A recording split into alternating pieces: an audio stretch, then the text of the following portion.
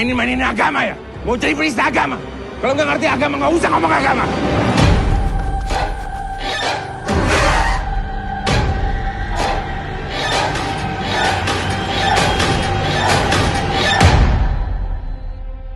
Ini gila sih.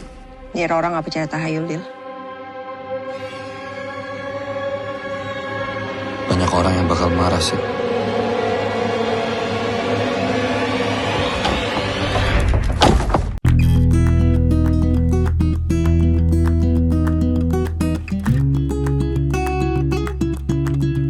Proses kreatif sound untuk film Sisa Kubur mungkin bisa dibagi dua ya. Yang pertama, proses pembuatan musik.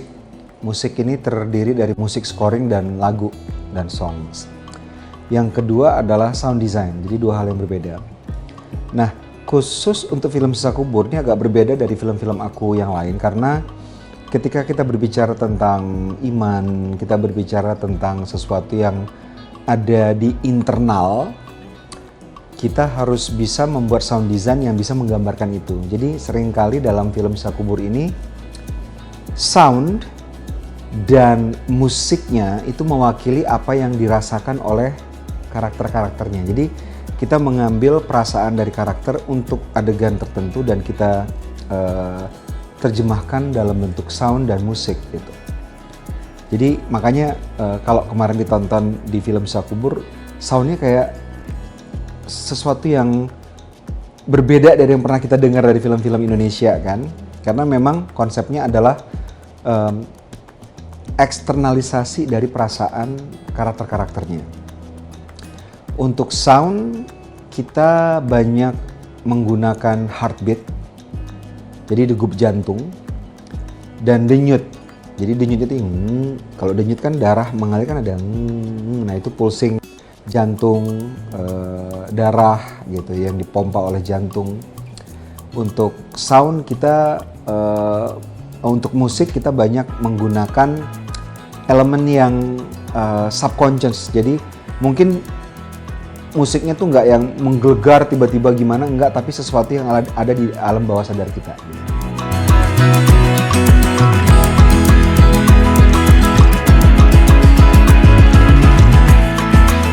Kalau pembuatan film biasanya kita mendesain semuanya ketika sebelum syuting.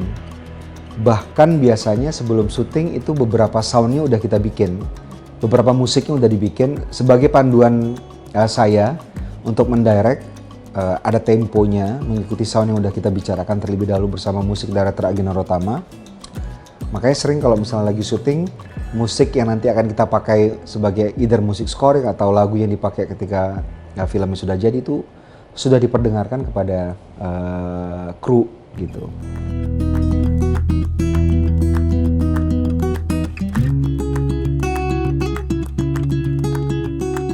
Namanya bukan back sound tapi sound design atau musik scoring.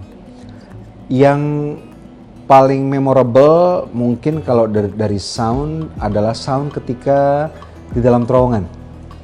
Kenapa di dalam terowongan? Karena di dalam terowongan itu kan merepresentasikan sesuatu. Jadi terowongan dalam film Sisa Kubur ini merepresentasikan dua hal. Yang pertama terowongan sebagai terowongan yang nyata. Satu lagi terowongan sebagai sesuatu yang mengkungkung pikiran kita sebagai manusia. Jadi kita harus menciptakan sound yang sesuai dengan intention pembuatannya. Dan musiknya itu dengan sound tuh harus kawin banget. Jadi nggak boleh sound dengan musik itu berdiri sendiri, terpisah, sama-sama teriak, tapi harus kayak padu banget gitu. Jadi yang paling memorable mungkin jawabannya adalah sound dan musik scoring di dalam terowongan.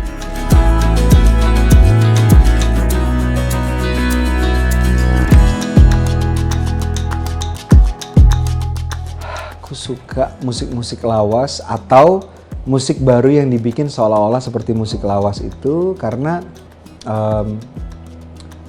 secara personal aku besar dengan musik-musik seperti itu. Aku lahir tahun 70-an ya, udah tua. Dan ibuku selalu memutar lagu-lagu seperti itu. Dan dengan membawa musik-musik yang aku dengar ketika aku kecil itu membawaku ke dalam setiap film aku kan aku selalu menggambarkan ada innocence di situ kan, ketidakberdosaan anak. Misalnya dalam Sisa Kubur tuh ada Innocence yang diwakili oleh Sita dan Adil yang diperankan oleh Biduri Putri dan Muzaki Ramdan. Ketika itu aku refleksikan ke masa kecil aku gitu.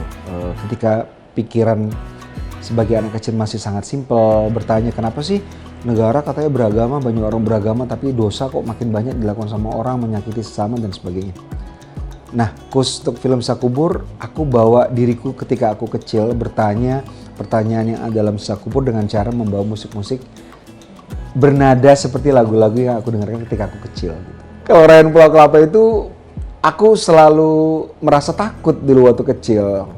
Karena apa? Karena kalau lagu Rayuan Kelapa dikumandangkan, berarti siaran TV selesai.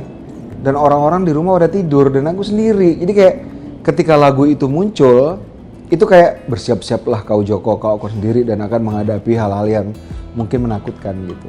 Gitu. Berarti ada cerita di Ada ceritanya. Ada ceritanya. Betul ya.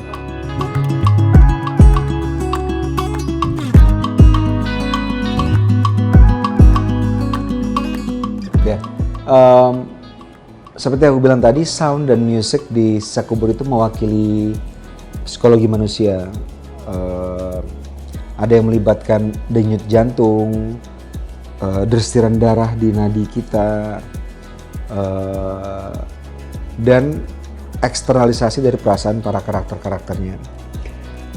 Musik kita dikerjakan oleh Agina Rotama, sound kita oleh Muhammad Iksan, dan dibantu oleh sound designer dari film Incantation.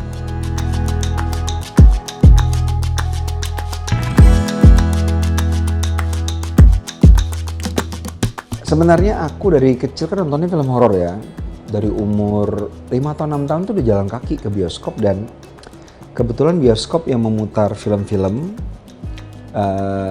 yang deket di rumah aku itu namanya Remaja Theater, dan itu bioskop yang populis buat rakyat gitu. Tentunya yang diputar juga film yang disukai oleh rakyat, yaitu film horor kebanyakan kan. Atau film kungfu, tapi horor lebih banyak. Karena dari kecil sudah nonton film horor, jadi aku memang fans film horor yang wah semua aku tonton film horor. Bahkan sebelum bikin film aku udah kepingin bikin film horor gitu. Cuman aku sadar bikin film horor tuh susah. Jadi baru berani bikin film horor setelah film ke-6, yaitu Pengabdi Setan di tahun 2017. Sebelumnya sudah ada film aku yang thriller tapi bukan horor gitu, kayak Pintu Telarang, Kala, ada elemen horor tapi bukan film horor. Tapi baru berani bikin film horor karena ketika aku memutuskan oke deh bikin film horor, berani. Ketika aku merasa paling nggak udah bisa bikin film gitu. Takut aku mengecewakan diriku sendiri yang memang suka banget film horor, bikin film horornya nggak bagus gitu. Jadi memberanikan dirinya tahun 2016 itu bikin film.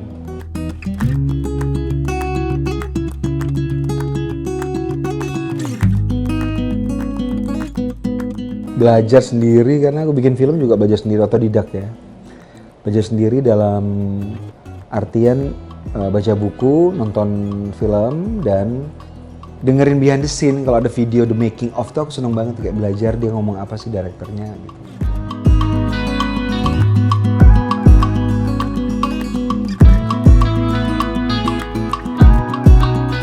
Aku tertarik genre horor kan dari kecil, seperti yang aku bilang nontonnya film horor terus dari kecil gitu. Jadi sangat melekat lah, familiar banget sama film horor gitu. Dari kecil udah nonton film horor.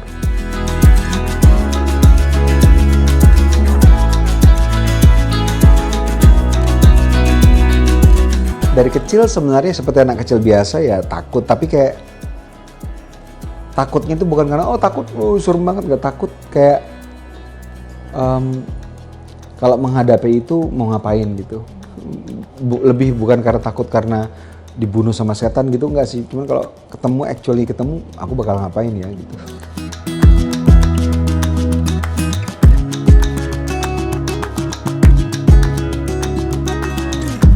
Bikin film horor tuh paling susah karena bikin film horor harus secara teknis itu sangat harus disiplin banget. Pembuatannya harus disiplin, pacing, timing, ada yang namanya kalau ada di komedi juga ada comedic timing, ini juga ada horror timing harus pas gitu karena kita bermain dengan ekspektasi penonton. Jadi kalau off sedikit mungkin nggak akan serem gitu. Jadi secara teknis susah buatnya dan dari segi pacing filmnya juga susah untuk harus precise banget, harus presisi gitu.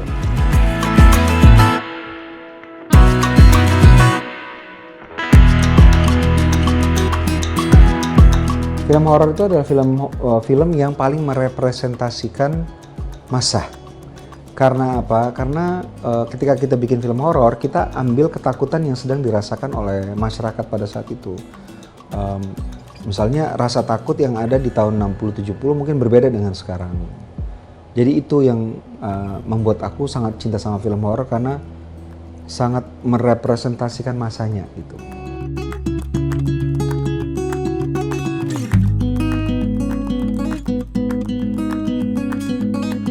Tantangannya adalah kita kan sebenarnya kepustakaan horor kita kan luas banget. Cuman bagaimana caranya supaya penonton nggak bosan gitu. Jadi harus ada kebaruan setiap kali membuat film. Itu yang kita usahakan di Kamensi Pictures. Jadi ketika kita bikin film Pengabdi Setan 1 ke Pengabdi Setan 2 aja berbeda treatmentnya gitu.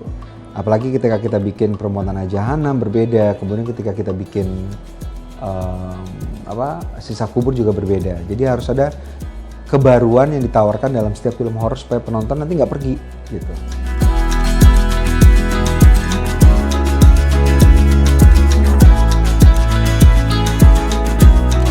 Lebih sulit nulis horor, lebih susah bikin film horor dibandingkan yang lain. Dari pengalaman.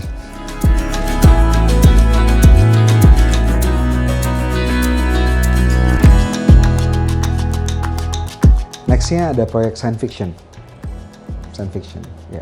Jadi berbeda dari yang pernah ada. Bukan cuman dari aku, juga di Indonesia juga belum banyak ya science fiction. Nextnya itu selalu kita. Kalau kita bikin film, kalau setiap kali kita bikin film selalu orang luar udah minta gitu. Ditayangkan either di festival ataupun di bioskop. Jadi udah diminta, ini tinggal tanda tangan.